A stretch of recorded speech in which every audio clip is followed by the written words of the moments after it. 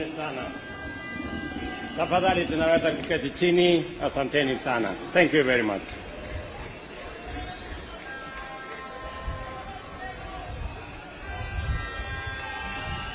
Your Excellency, Abraham, Kithure, Kindiki, Deputy President of the Republic of Kenya, Excellencies, Mr. Speaker of the National Assembly, Mr. Speaker of the Senate, our sister, your leadership, the Chief Justice of the Republic of Kenya,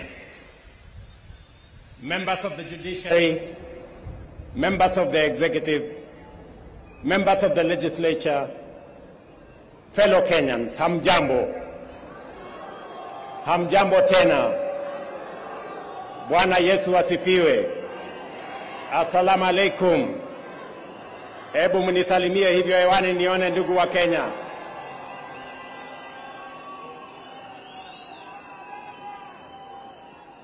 I am proud to witness the swearing in of the Honorable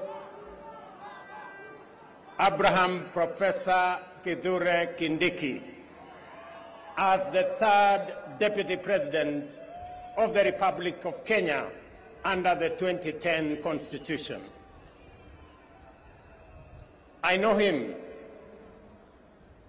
as a dedicated professional whose commitment to excellence has helped us overcome daunting challenges, and as a tireless public servant on the path of national leadership. Abraham is also a patriot whose dedication to cohesion, national unity, and inclusivity is beyond reproach, an effective champion of peace and stability, and across every part of our country, and a loyal steward of our bottom-up economic transformation agenda, whom together with many others we crafted to take our country to the next level. Over the past 2 decades, I have had the privilege to witness Professor Kindiki's work as a professor, litigation lawyer, consulting attorney, senator representing the Rakanidhi, Majority Leader of the Senate, Deputy Speaker of the Senate, the most recently as Cabinet Secretary. I can confirm that in all these roles, he has demonstrated exceptional dedication, high competence and professionalism, and consistently delivered results beyond expectations. Professor Kindiki is a highly qualified and outstanding scholar, advocate and public servant, whose career has been defined by exemplary achievements which demonstrate his vision for positive change and commitment to high standards of efficiency in the performance of his duties. At this stage of the implementation cycle of our national transformation agenda, the people of Kenya require a patriotic public servant and a consummate champion of our constitutional dispensation, our broad-based national governance framework, and the bottom-up economic transformation agenda to support the cabinet and the presidency in delivering in full and on time. This moment calls for an individual who takes pride in a job well done, and is humble enough to be a loyal servant of the people, and who is selfless enough to reach out and mobilize the entirety of government towards delivering for Kenya, experienced enough to understand the importance of engaging all sectors of our economy to drive transformation, and committed enough to serve professionally with loyalty and, most importantly, with integrity. I am delighted to affirm that our coalition, and indeed our nation, is blessed with many professionals who meet all these criteria. Among them, Abraham Kithure Kindiki stands out for his exceptional qualifications, extensive experience, and wide-ranging accomplishments. I am honored that he is available. He has told me he is ready, and I know he is willing to serve as my deputy. Professor, my young brother, let me call you Abraham K. or Abra K. Welcome to the service of this great nation, Kenya. And let me say this, I have heard you clearly when you took your oath of office and the oath for the due execution of your responsibilities as Deputy President. You have said two fundamental things in your oath. Kenyans were listening, I too was listening. You said that you will serve the people of Kenya and the Republic of Kenya. Abrake, please serve the people of Kenya and the Republic of Kenya. As I told our principal secretaries, as I told our cabinet secretaries, and as I tell every public servant who has a responsibility, who has a duty, who has the honor to serve our nation, let us serve the people of Kenya and the Republic of Kenya. We are not here to serve ourselves or our families or our communities or our regions or our villages. We are here to serve the Republic of Kenya and the people of Kenya. The second thing that you have said in your oath, I said in my oath, I listened to principal secretaries and cabinet secretaries and others. You have said you will serve without fear, without favor, without affection, and without ill will. My brother Abrake, I listened to you. The people of Kenya were listening to you. Serve without bias, without ill will, without favor, without affection, and without fear. So that together, the people of Kenya can know that their public servants, all of us, elected, appointed in different categories, shall know that we have one nation, one country, one people, and we are called upon by the Constitution of Kenya to serve them without bias, without fear, without favor. And let me undertake in this very historic national ceremony to the people of Kenya. And I say this as MCAs listen to me, as members of parliament listen to me, as members of the executive listen to me, those in the judiciary and those in the executive, that the people of Kenya, it doesn't matter, those who live near our oceans, near our lakes, in our mountains, in our valleys, in our arid and semi-arid areas, they are one people, one great nation called Kenya. And I want to commit, pledge, and undertake that we will serve the people of Kenya equally, and no part of Kenya, no community in Kenya, no section of Kenya, no region of Kenya shall be left behind. We are going to work together. I say this to our representatives. Every MCA knows that they were never voted by all the people in their ward. Every member of parliament knows the same, that they were never voted by all the people in their constituency. And so does my friends governors. They know that not everybody in their county voted for them. But they also know that they must serve all the people, whether they voted for them or did not vote for them. Professor, you and me have the honor to serve the people of Kenya. And as I have said before, we will serve the people of Kenya equally, those who voted for us and those who did not vote for us. The government of Kenya equally belongs to all the people of the Republic of Kenya. Let me also say the following, because this is a very important occasion. To underwrite that our judiciary works, that our legislature works, and we will make sure that our executive works and serves the people of Kenya. I know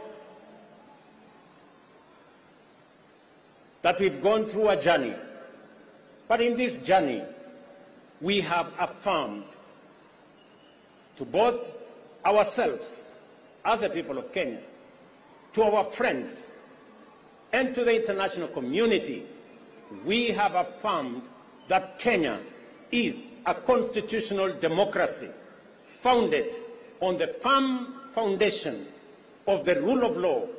We believe in freedom, and we believe in making sure that no Kenyan and none of us is left behind. Today we stand here as a people, united, peaceful, because we are a democracy, we believe in our constitution, we believe in the rule of law, and we are a free people, and we make choices. Let me also say this. To all of us who are public servants, it doesn't matter at what level. To all of us, we are reminded on this very historic day that we serve at the pleasure of the people of Kenya, and we serve under the provisions of the law and the Constitution of the Republic of Kenya. And that none of us, irrespective of the office we hold, is greater than what our Constitution says. We must obey, we must submit to the law and to the Constitution, because that is what makes us a nation. Let me say this as I conclude. We have made stride as a nation. Today, our savings as a percentage of our GDP is growing. We have changed and we have transformed our education system. Today, we have more teachers. We just announced another 20,000 teachers. We have a new funding model that is student-based, which we are refining to make sure that no child in Kenya is left behind. My dear Professor Kindiki, I need your voice. I need your intellect to help me and to help members of our cabinet to profile the things we are doing, to speak to the things that we are doing. I have almost become a lonely voice in the executive, especially in the presidency, speaking about our projects, speaking about our programs, elaborating on what we are doing. You are eloquent, my brother. you're intelligent, my brother. I am confident that you will do that which I have missed for the last 2 years. I know you will.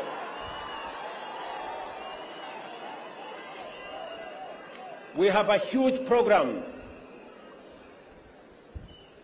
on university funding and higher education funding. We have a huge program that today our farmers across Kenya have access to fertilizer. We have a huge program on expanding our irrigation. We have a big program on what we are doing. We need your voice, and we need the voice of those of us in the executive to provide leadership and to see to it that indeed we achieve what we wrote into our Constitution. Today, as we wrote in our Constitution, Kenya Power has turned around and today is a profitable company. So is KenGen, because of the stewardship that we have put in place. My brother, our manifesto is elaborate. Our manifesto is transformative. We are implementing it page by page, paragraph by paragraph, chapter by chapter, because we have to transform this great nation, and failure is not an option. We must. We have a big program on rural electrification to connect close to 300,000 homes across Kenya. I need your support to the Ministry of Energy, who are doing a wonderful job in that exercise. We have a big program on markets across Kenya. We have a big program on housing across Kenya. Today, we have 160,000 people working in a housing program. By December, actually next month, we will begin to hand over the first 1,000 houses under our program, under the program that will make ordinary people, Mama Mboga and Boda Boda, pay 3,000 shillings every year and access housing in the Republic of Kenya. My brother, let me tell you, our universal health coverage is underway, with a bit of challenge initially, but now we are moving. And I want to tell the people of Kenya, we are going to transform this nation. And we have the team. And Professor, welcome to the team that is going to transform Kenya into a great nation that is going to make every Kenyan proud. Let me conclude by saying we have what it takes to transform the Republic of Kenya. And I am committed to making sure that whatever it takes, whatever decisions that have to be made, we will make them so that our nation can truly be transformed. As I talk to you, 10,000 young people are now engaged in climate works in Nairobi. We intend to take that in the next few months into 40 and 50,000 young people. And I commit to the people of the great city of Nairobi that we are going to clean the Nairobi River and we are going to transform it into a better, different causeway as we transform the city in the sun, the headquarters of the environment in the world, where we have UNEP in Nairobi. We're also going to roll out the program that will make sure that we tap into the private sector and make sure that we can work through public and private partnership to make sure that we roll out some of the urgent, important programs that are important for the transformation of our nation. Let me conclude by asking all of us, members of the legislature, members of the judiciary, especially our investigative institutions to make sure that we ensure that public resources are used efficiently, effectively. I call upon the Office of the Director of Public Prosecution, the offices of the DCI and the offices of the IG to work with the judiciary so that the corrupt can be firmly, decisively dealt with in the Republic of Kenya, and the citizens of the Republic can get their due in the expenditure of public resources. I know that of recent we have seen incidences of our girls, our mothers, our women who have been murdered in cold blood. And let me say this, that the DCI and all the investigative authorities in the Republic of Kenya must stand up to these criminals, and we must deal decisively and firmly. And I want to ask us as a society to be careful with strangers, to be careful with people who lure our girls, our women into situations that compromise their security. But we must be on the lookout, all of us as a nation. This is yet another moment. This is yet another beginning. And I am confident that we are going to take Kenya to the next level. Professor Kindiki, as you and all know, there is much to be done to fulfill our commitments and set our nation on the path to prosperity. I expect you to embark on your duties with dispatch and zeal. I wish you success as you begin your service in the high office you have assumed today. May God bless you, may God bless your family, and may God bless our great republic, the nation of Kenya. Asanteni sana, Mungu awabariki, na tutasonga mbele pamoja. Asanteni. Naomba sote sasa tusimame wima kama ishara ya uzalendo wetu. Tumalizie kwa wimbo wa taifa. Wimbo wa taifa.